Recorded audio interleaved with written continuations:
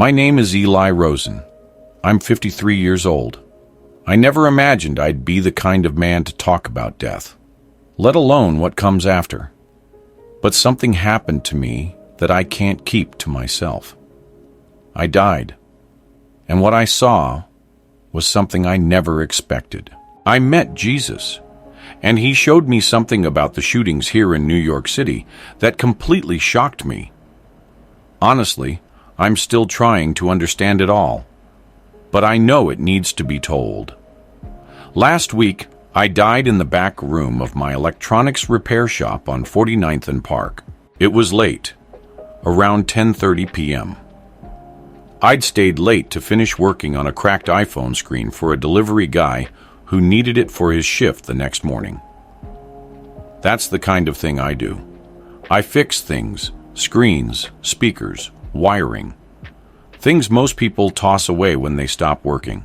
I've owned that shop for 17 years. Before that, I was a repair tech for a larger chain that shut down after the recession. I decided I'd rather go out on my own than work under someone else again. That was the same year my wife Miriam got diagnosed. She died 6 years later, ovarian cancer. Fast and cruel. Since then, it's just been me. I live a few blocks away at 345 Park Avenue in a rent-controlled apartment. Nothing fancy, 1 bedroom, an old green recliner I got on Craigslist, and a kitchen that smells like the inside of a toaster oven no matter how much I clean it. I eat the same thing most nights. Frozen chicken dumplings from Trader Joe's and a can of ginger ale. I don't cook much, don't entertain either. I have a son, Daniel. He's 28 now. We haven't spoken in over 3 years. It started with arguments about politics and ended with silence. I told myself he was just going through a phase, but the truth is, I didn't try hard enough to listen. He said I was cold, distant, that I never let him in. Maybe he was right. I guess I got used to being alone. At first, it hurt. Now it just feels quiet. Like when you leave the TV off for so long, you forget what sound even feels like. Maybe you know what that's like, coming home to silence, drinking your coffee alone, hearing your own voice only when you mumble to yourself. I stopped watching the news about a year ago. Too much noise, too much blood. I wanted to keep my head down and fix what I could control. Screens, wires, batteries. But then something happened that I couldn't ignore. Last week, a teenage boy got shot outside my store. He wasn't doing anything, just walking by with a soda and a bag of chips. Wrong place, wrong time. I heard the pop through the glass, then screaming. I froze. I didn't move. I just stood there, hiding behind the counter, holding my breath like a coward. When I finally stepped outside, the kid was already on the ground, blood spreading under his shirt. His face was so young, maybe 16, 17. I wanted to help, but all I could do was call 911 and keep my hands from shaking. I don't even know his name. I couldn't sleep that night. I kept hearing the echo of that gunshot. I kept seeing the kid's eyes, wide, scared, full of pain. And I started thinking, what kind of world is this? Where does this end? I grew up in Brooklyn, in a Jewish home. We went to a temple on Yom Kippur, lit candles on Hanukkah, said prayers before meals. Well, sometimes. It was tradition more than belief. I never really knew if I believed in God.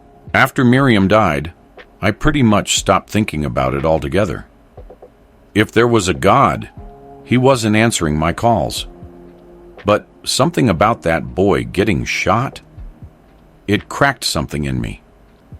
I started asking questions I hadn't asked in years. Like, where is God in all this? Does he even see what's happening down here? What happens to a soul when it dies on a sidewalk? That's the thing about fixing broken things for a living. You start to believe everything can be repaired if you just find the right connection, the right wire, the right piece. But I couldn't fix that boy. I couldn't fix my marriage. I couldn't fix myself. I felt hollow. The night I died, I wasn't expecting anything special. It was just another long day. I was tired, my back hurt, and my stomach was grumbling. I had a microwave burrito waiting at home, and maybe half an episode of some crime show on Netflix to fall asleep to. I went to the back room to grab my coat, and that's when it hit me. This crushing pain in my chest. Like someone grabbed my heart with both hands and squeezed. I gasped, dropped the keys, and crumpled to the floor. It was dark there, no windows, just a single hanging bulb and shelves of wires and parts. I remember thinking, not like this, please, not here, not alone, and then nothing. They told me later that a delivery driver found me the next morning. I'd been without a pulse for several minutes. They tried CPR, rushed me to Mount Sinai Hospital, told me I shouldn't have made it. But I did. And what happened during that time, between that final breath and waking up in the ICU, is what changed everything. But before I tell you about that, I need you to understand something. I wasn't looking for a miracle. I wasn't some holy man. I didn't pray every night.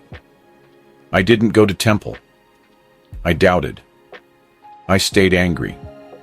I closed myself off. I was just a tired man in a broken city, trying to keep the lights on and not fall apart. Maybe you've felt that too. Maybe you've looked around at the world and wondered how it all got so dark.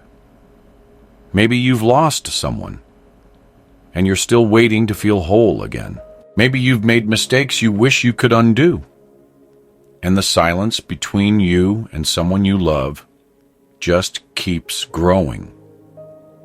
I know that silence. I lived in it for years.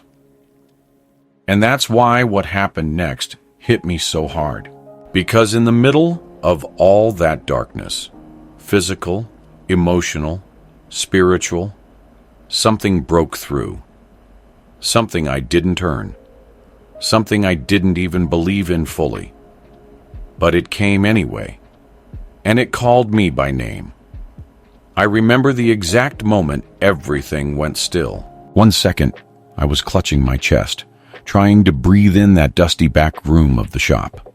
The next, it was like the world just faded. No sound, no pain, no light even. Just black. Not scary black. More like quiet. I thought maybe that was it. Maybe I just stopped existing. But then I was standing. I don't know how to explain it. My body was still there, slumped on the cold concrete floor, keys scattered next to my hand. I saw myself from above. My gray sweater twisted at the shoulder, the left shoe halfway off. My head was tilted to the side, mouth slightly open, eyes closed. Still. I blinked, or I thought I blinked. I reached out to touch myself, but there was no hand. Just awareness, like I was still me, but without skin, without edges. At first, I panicked. What's happening? Why am I seeing this? Am I dead? And then a thought came, not in words, but like a calm presence. Yes, but don't be afraid. I should have been terrified, but instead something warm started rising around me. Not physically warm, just safe, like the air was filled with love. The fear melted, slowly, like snow on a window ledge. And then I noticed the light. It wasn't a beam or a spotlight. It was everywhere, not harsh, not blinding. It had weight and softness at the same time, like honey poured through the sky. I felt myself being pulled toward it, but not by force. More like invited, drawn, like someone was calling me home with a whisper I couldn't resist. As I moved, or floated, or just shifted, I saw the city fall away beneath me. Streets, cars, buildings, the grayness, the noise, the horns, it all got quieter, smaller. I could still feel the world behind me, but it didn't hold me anymore. There was no tunnel, no wind, just transition. Like walking through a veil you didn't even know was there. Then everything changed.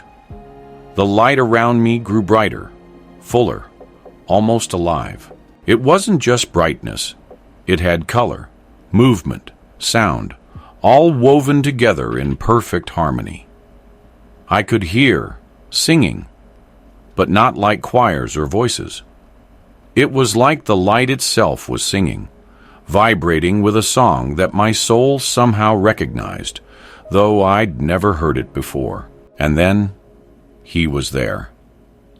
I didn't see him coming. He was just suddenly there, standing in front of me. Or maybe I was suddenly in his presence. Jesus, not a statue, not a painting, not a story from someone else's religion, but a person, a being, realer than real. He didn't look like how I'd pictured from Sunday school flyers or paintings. His features were familiar and unfamiliar all at once. His skin was olive, sun-warmed. His eyes, oh, those eyes, they held galaxies. I mean that, galaxies. But they also held me, all of me. Every part I'd tried to hide, every failure, every wound. He saw it all, and he didn't flinch. He looked at me like he knew me, like he had been there all along. And then he spoke. Not with his mouth, at least not how we speak, but straight into my being. Every word felt like it echoed through my entire existence. Eliyahu, that's what he called me. No one had called me that since my bar mitzvah, my full Hebrew name. I hadn't heard it in decades. And the way he said it, it wasn't just a name. It was a homecoming. I dropped to my knees, or I don't even know if I had knees in that place, but I collapsed, completely undone. I started weeping, sobbing, all the grief, all the guilt, all the loneliness I'd been carrying for years came pouring out like water breaking through a dam. I wept for Miriam, for Daniel, for the boy outside my shop, for every moment I'd turned away, for every prayer I never prayed, for every time I'd whispered, "I'm fine," when I was anything but. And he let me cry. He didn't rush me. He didn't judge me. He just stood there, hands open, eyes full of compassion, so deep it felt like it could swallow the entire ocean of my pain. And then he stepped closer. When he touched me, I didn't just feel it on the outside. I felt it in the deepest part of me, like light pouring into every dark room of my soul. The shame melted. The fear evaporated. I didn't want to hide anymore. I wanted to stay, forever. I didn't want to ask questions. I didn't care what came next. I just wanted to remain in that presence where I was fully known and fully loved. Maybe you know what it's like to go through life feeling invisible. Like people see your job, your clothes, your age, but not you. Not the you beneath the routine, not the aching, tired, small self that wonders if any of it matters. Well, he saw me.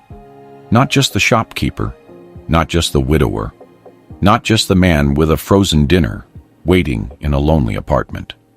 He saw Eliyahu, the boy I had been, The man I became. The father, the fixer, the failure, all of it. And he loved me, not in spite of it, but through it. The peace I felt in that moment was beyond peace. It was like being inside the very heart of love itself. A love that didn't need to be earned. A love that had been chasing me my whole life, even when I wasn't looking. I wanted to say something. Thank you. I'm sorry. Anything. But the words didn't come, and he didn't need them. Everything I wanted to say was already known. We stood there. How long, I don't know. Time didn't work the same way there. It didn't rush or drag. It just was. At some point, he lifted his hand and gestured behind me. And what I saw is what changed everything. But that comes next. All I can tell you right now is this. I had no idea that a man like me, a broken, skeptical, quiet man, could be so loved. And if I could be, maybe you can too. Jesus didn't rush me. I don't know how long I knelt there, undone in his presence. Time didn't feel like it did back on earth. It wasn't passing, it was resting. And I wanted to stay in that rest forever. But at some point, I felt him move closer again. His hand was still on my shoulder, warm and steady. When he spoke, it wasn't loud. It didn't need to be. His words felt like they came from the center of the universe and somehow also from the center of me. Eliyahu, he said again. I looked up. There were tears still on my face, if you could even call it a face anymore. But I still felt them. I still felt everything. Except now I wasn't ashamed. I wasn't trying to hide. He looked at me with a softness that no human has ever given me. Not pity, not sympathy, understanding. You've been carrying a heavy silence, he said, even before Miriam passed. I nodded. The lump in my throat returned, but it didn't choke me like it used to. His presence made space for pain. You told yourself you had to be strong, he continued, for your son, for your shop, for the world. But Eli, strength without love becomes hardness, and hardness becomes separation. I dropped my gaze. He knows.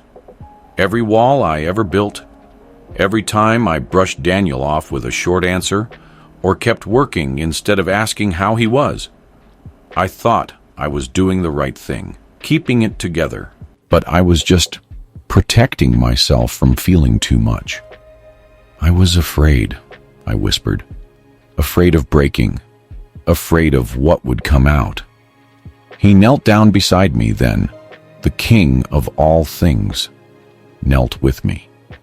I know, he said, but brokenness is where healing begins. We sat there like that for a while, him beside me, not above me. There was no judgment, just presence. Then he stood, and as he lifted his hand again, a new image appeared behind him. Not a picture, exactly, more like a living window. I saw New York City, but it was different. The buildings were dim. The streets were wet, reflecting red and blue lights from police cars. Sirens howled like wounded animals. People walked fast, heads down, shadows in their eyes. And weaving between them, figures I couldn't quite name. Dark forms, slithering, hungry, invisible to human eyes but real in this vision. They weren't monsters. They didn't roar. They whispered. Despair, rage, isolation, worthlessness. These things weren't just emotions. They were beings, spirits, feeding off pain, feeding off fatherlessness, feeding off broken homes and broken dreams. And then I saw the boy, the one who'd been shot outside my shop. He was standing on the sidewalk in this vision, holding his soda and chips, just like before. Except this time, I saw what surrounded him. These dark forms circled him like wolves, whispering, "You don't matter. You're on your own. Take what you can. Hit before you're hit." And then another boy appeared. Hoodie, nervous eyes, a gun in his pocket. I saw the same forms clinging to him too, only more of them, screaming in silence. "You have no choice. Be feared or be forgotten. Do it, now." The shot rang out again, but this time I saw the real cost. A ripple exploded from that moment. Waves of grief, fear, revenge, silence. It moved through families, neighborhoods, hearts, like a virus, invisible and fast, and no one could trace it back to the true cause. I turned to Jesus, shaken. "Is this what's really happening?" He nodded slowly. "There is a battle behind the violence, a war for souls, but most can't see it. So they blame each other, or worse, they stop feeling anything at all." I wanted to look away. It was too much, too painful. But then the image shifted. I saw children, dozens, hundreds, gathered in the streets, in apartments, in school hallways. Some looked angry, some looked empty. Some were smiling, but their eyes said otherwise. Jesus spoke again.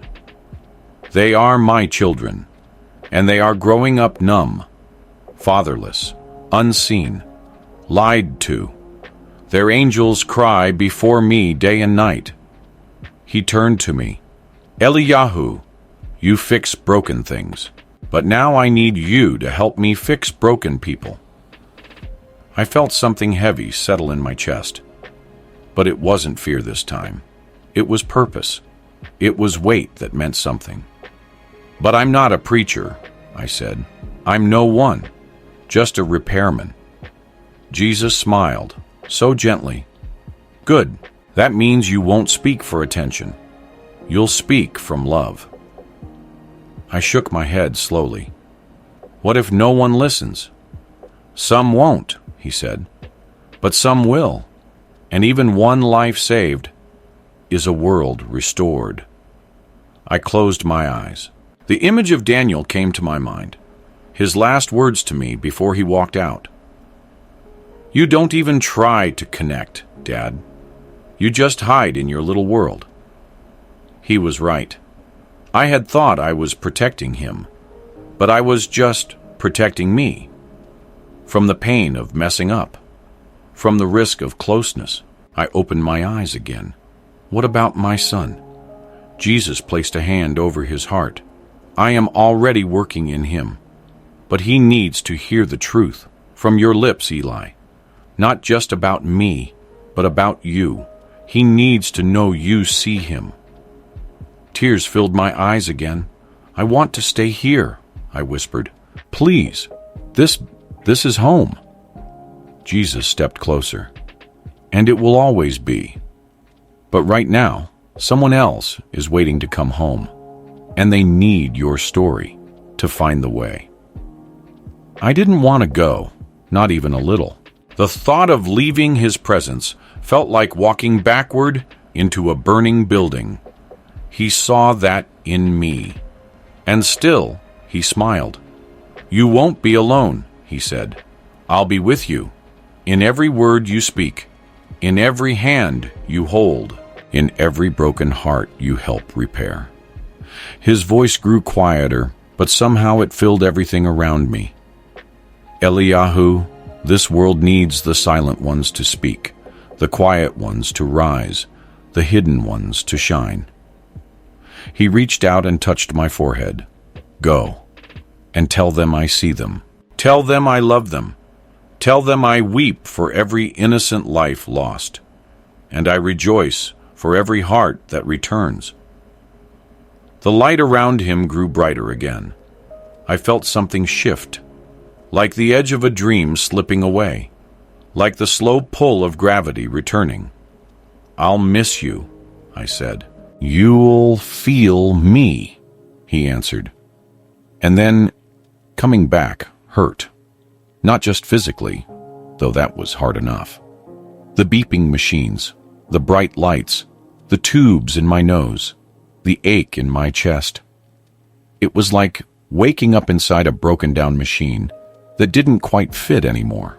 But worse than the pain was the absence. I opened my eyes, and I knew instantly I wasn't there anymore. I wasn't with him. No more singing light, no more perfect peace, no more eyes looking into me with infinite love. It felt like someone had ripped me out of home and dropped me into a place I'd outgrown.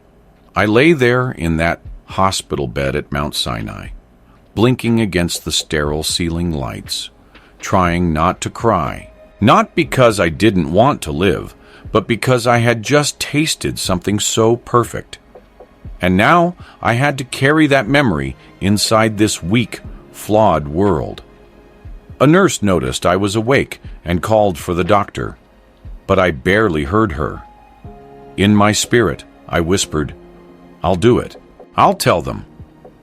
The first thing I did when I could sit up was ask for a pen and paper.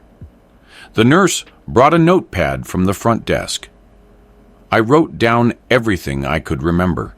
Jesus' words, the vision of the city, the wolves in the streets, the children, the boy who was shot. I couldn't let it fade. I couldn't let it feel like a dream. The doctors told me I was lucky, said it was rare to come back after being without a pulse for that long. One of them called me a miracle man. I just nodded. But I knew the miracle wasn't that I'd lived. It was what I'd seen while I was gone. When I was discharged, I didn't go straight home. I went to see my son.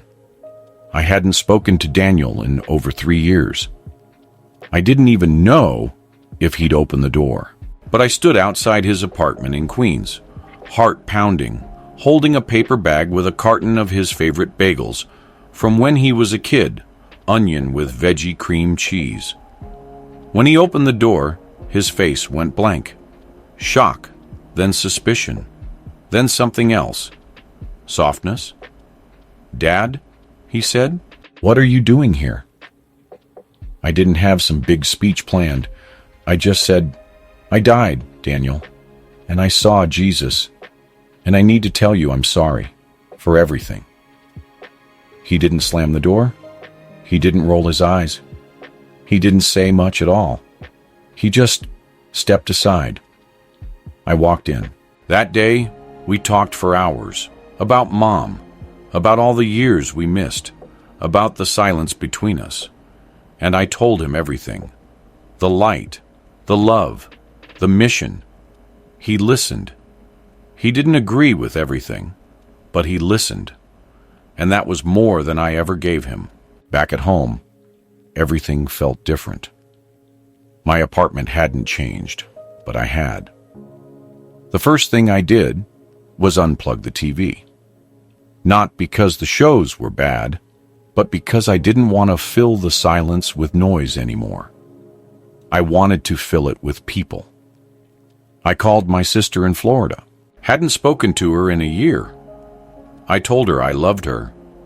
I started showing up to the diner on the corner, not just for coffee, but to sit and listen to folks, the regulars, the tired moms, the old man with the cane who just wanted to tell someone about his dog. I saw people differently now. I saw souls. When I returned to my shop, Rosen Electronics, I opened the doors not just for business, but for something more. I cleaned off the small folding table in the back corner and placed a sign on it. Need prayer? Need to talk? You're welcome here. It wasn't fancy. No preaching, no loud music, just a small table, a chair, and a man who had been to the edge and come back with a message. And people came.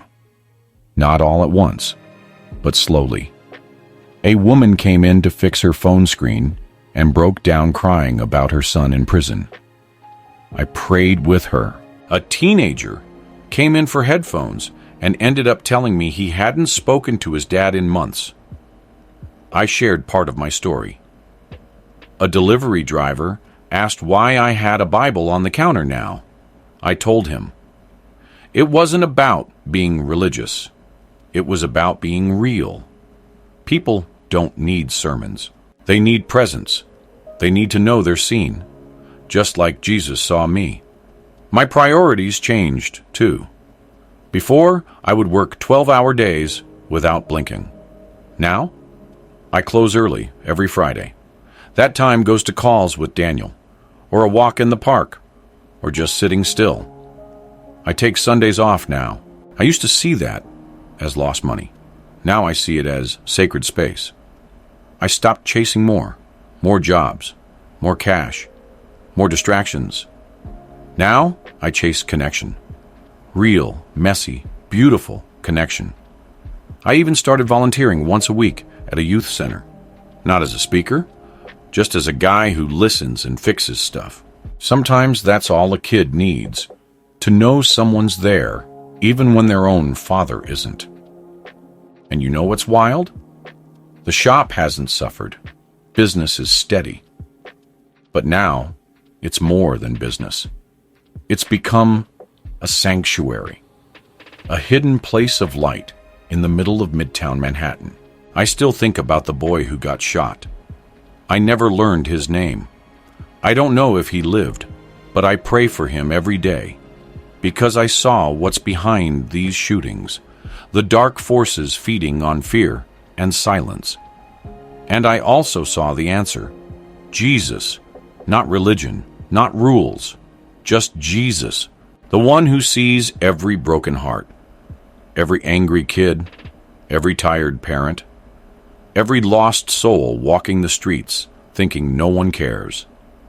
He cares.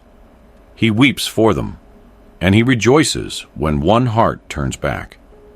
I guess what I'm saying is this: if you've been keeping quiet, maybe it's time to speak. If you've been hiding your pain behind work or sarcasm or silence, maybe it's time to let someone in. If you've given up on God, know this: He hasn't given up on you. He's still calling, still loving, still waiting. You don't have to die like I did to meet Him. You can meet Him here, now, right in your living room, right in your heartbreak. Just call His name. He's listening. So that's my story. My name is Eli Rosen. I fix phones. I repair wires. But now I help fix hearts. And I'm telling you this because someone once told me, "You fix broken things, Eli." But now I need you to help me fix broken people. And that's exactly what I plan to do, until He calls me home, for good this time.